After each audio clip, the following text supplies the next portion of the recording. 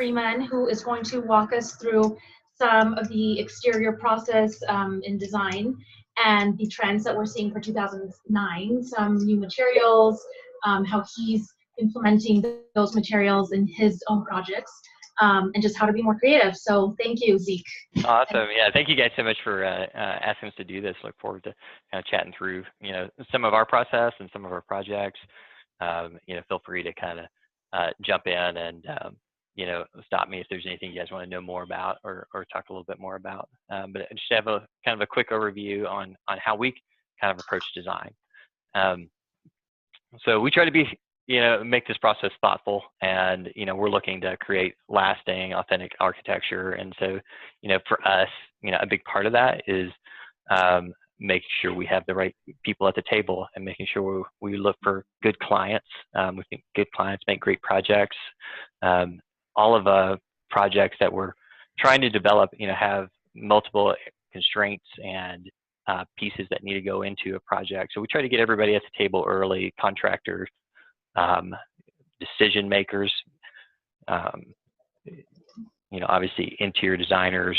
If there's multiple people that have stake in a project, we want all people that are going to be making decisions early to be at the table. And we try to set these goals early on of what your budget is, what your needs and desires are, what your goals are for energy and sustainability, and make sure that we're, getting the big picture items in early. So we'll take that.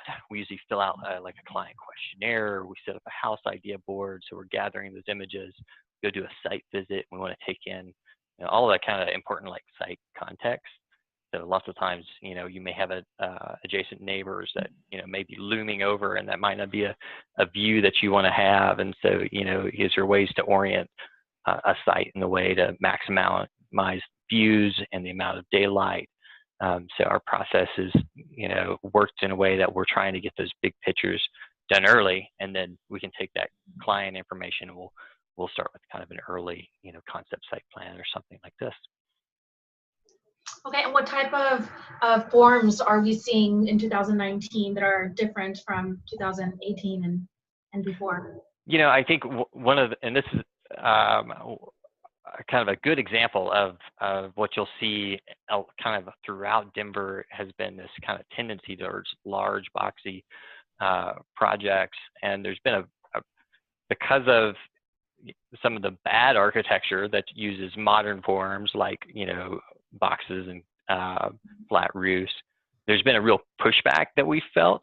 And so a lot of the projects that people are coming to us now are more interested in kind of a reclaim back to some of the historic projects and things that relate back to the neighborhood. So there's always a desire for, we have clients that really love, modern design, but, maybe pieces that, are more engaged with what the context of the neighborhood is.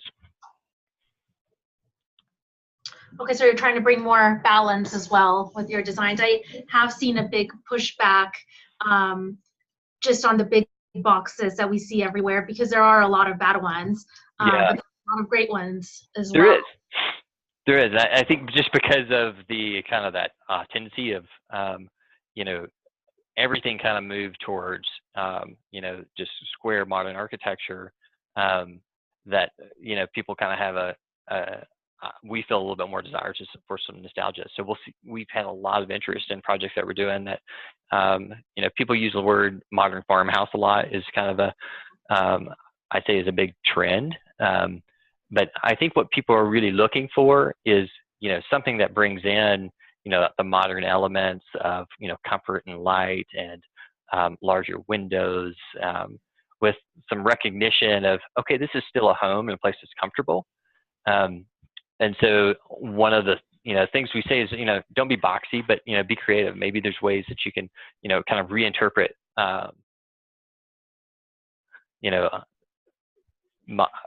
modern architecture that pulls in some of that nostalgia. And so, modern farmhouses are a great way to do that. This is an example of a house that we're doing right now where we have a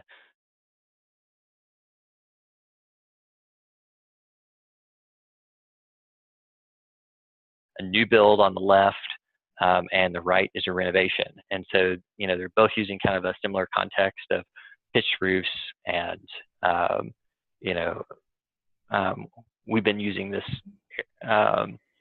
it's a version of a hardy board siding that they came out with this last year. It's their Artisan line, which has really nice, clean lines. It's a better line of hardy board.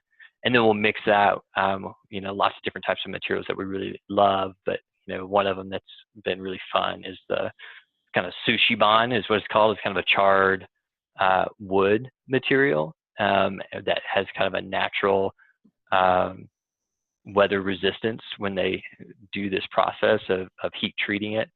And so this project, we're going to use that on the bump out. And then we love like clear cedar. I think it gives like a really nice warmth on eaves. So we'll use that a lot for our eaves and overhangs. What about roof materials? Roof materials, are lots of times it's budget driven on a project, but you can still do, a really nice composite roof if you have, which is kind of long time and will hold the test of time.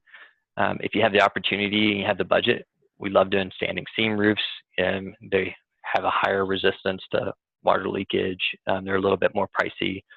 There's still oftentimes, we're looking for like rooftop decks. People really want outdoor space, and that usually drives like the use of a flat roof. So if we're doing a rooftop deck, then it's usually we tend to go towards like a EPDM or a TPO for a flat roof membrane. So, and we're seeing tons of these modern farmhouses pop up in town as well. How do you set yours apart from the typical ones that we see?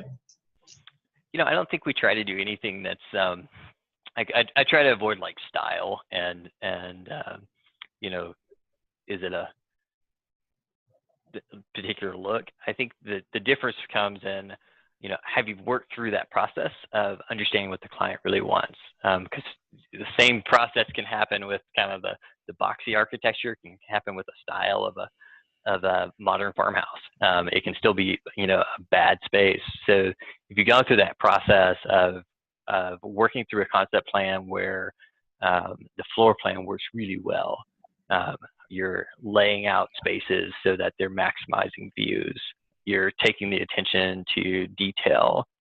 The form of it will follow a little bit of that function of what you laid out into a good space. And then, we've been doing this for a while, and there's some artistry that goes with, whether you're doing a farmhouse or we've done historic renovations, that you're working with good balance and symmetry and, a push and pull on massing that reads right. So, I think that comes with experience and, doing projects that are successful over and over again. So I'll flip through a few. Like, for example, this is a house that we're up in frame in Sloan's Lake right now.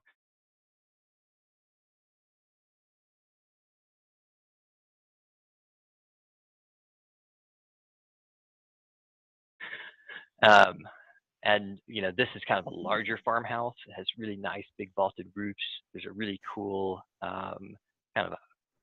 it's actually a U-shaped plan. It's a little hard to tell from this view, but in the center of the house opens up to a big skylight.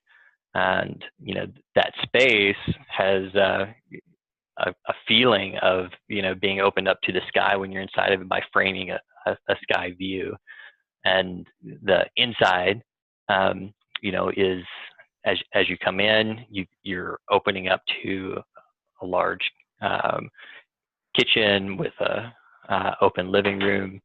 And the spaces, are laid out well so that, it has a natural flow. And, one of the things we've seen is, just kind of the value that we're, getting from some of these projects. And I think that shows a lot as well, the resale value down in in this area of Sloan's Lake really hasn't peaked, and we've watched it for several years before we started on the project, over 1.2, and they really needed to be about 1.3, 1.4 to make it work. They're just in frame, and they got a contract under it for 1.6. So, Wow. the good design will pay off, and you can kind of tell that when you walk through spaces if it works or not. Absolutely. What about color palettes? Are you seeing those shift? So I think simpler is often better. They'll see a lot of just collage of materials, and this project, we went through several iterations, and coming to just a nice light tone where you're not have 50 different things going on is something that we'll see a lot. But there's we deal with both homeowners who have particular taste and developers who are trying to reach a broader market. And to say that there's and really you see the gamut, rather than saying there's like this is kind of the thing, trying to find something that is longer lasting, because it's going to be different next year, what's hot or what's not hot. But, I think people recognize that there's a value for doing something that's lasting in a neighborhood. And so, in talking about trends, are there any particular forms or materials that you just see overdone that are just going away? I do think there's a push away from so much stucco, so much flat line boxes, so materials that still have like a natural warmth to them, materials that last longer. Might be easier to so for example, this house in let's see, this is the Ghost Historic Neighborhood.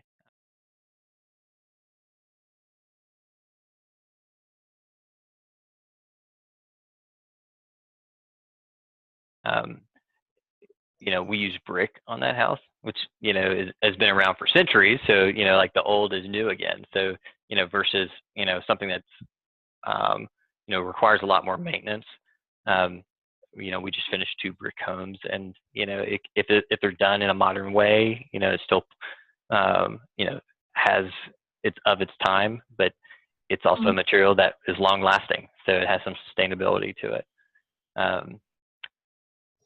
Board and batten is also, we'll do that in a dark color, so it has kind of a feel like standing seam, but can be done on a more economic level. We'll use that often, and it's done in a way that kind of sets itself off from a kind of a contrast to maybe brick or something else that it kind of has a feel that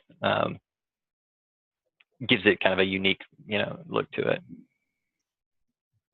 These are just some amazing, really innovative projects.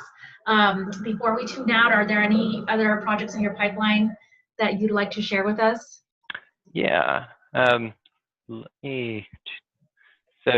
this is one we're doing right now that is it's a narrow lot in Highlands. We're using a couple of kind of cool features on this project. One you can see out in the front is this screen, and the idea with that is that we want to be able to let as much light as we can through that space, but we want it to feel like it has some privacy, almost like you're in the woods. And so we're going to take a screen that we're working with a company that can perforate into metal mesh patterns that will upload to them. And so we're going to use this image of a forest with a metal perforation so that it'll let that light in through a filter.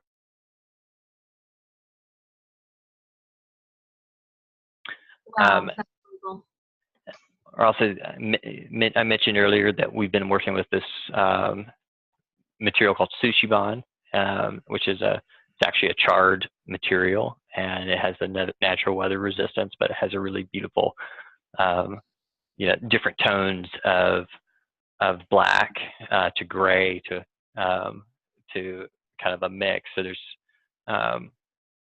in those heat treated woods, there's some really beautiful tones. So this is all the way to the far end of black, and then we're going to contrast that on this project with Corten steel. And so the siding, Corten is it's a rusted steel that it also creates its own natural weather resistance. After it does a layer of rust on it, it actually preserves itself. So Corten's a product that has been engineered to do that, but it has a really beautiful red tint to it, and it'll contrast really cool with that charcoal sushi bond. So we're going to use both of those in a way that I think are new and really elegant. Beautiful and really well balanced. Thank you so much, Zeke, for your time, and we'll talk to you soon. Yeah, absolutely. Thanks for tuning in to ITV today, and look for our next